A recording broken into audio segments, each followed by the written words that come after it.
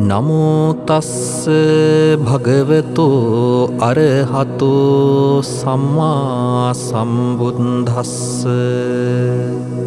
ඒ භාග්‍යවත්තු අරහත්තු ලෝතුරු තථාගත සම්මා සම්බුදුරජාණන් වහන්සේ හට මම නමස්කාර කරමි. මාගේ නමස්කාරය වේවා.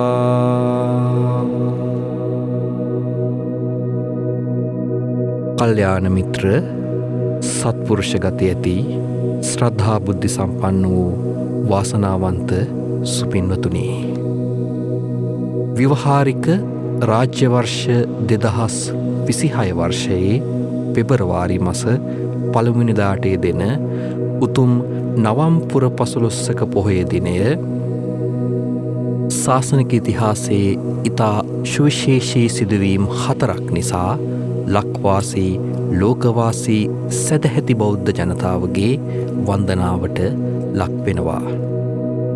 පළමුවෙනි සුවිශේෂී සිදුවීම විදිහට මහා ශාන්තිනායක වූ සම්මා සම්බුදුරජාණන් වහන්සේගේ ප්‍රධානත්වයෙන් ප්‍රථම සංඝ සම්මේලනය පැවැත්වීම, එසේම දෙවන සුවිශේෂී වූ සංසිද්ධිය ලෙසින් සැරියුත් හිමියන්ට සහ මුගලන් හිමියන්ට අග්‍ර ශ්‍රාවක තනතුරු පිරිනැමීම සඳහන් කරන්නට පුළුවන්.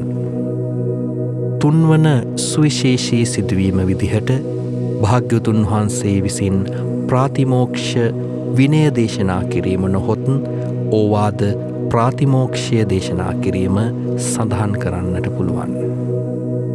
සතරවන අති සුවිශේෂී වූ මහා සංසිද්ධිය ලෙසින් මහාකාරුණික වූ සම්මා සම්බුදුරජාණන් වහන්සේ විසින් වයස අවුරුදු 80 දී ආයු සංස්කාරය අත්හැරීම සඳහන් කරන්නට පුළුවන්.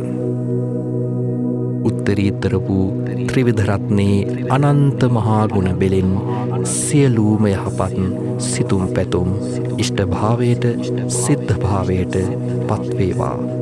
තෙරුවන් සරණයි.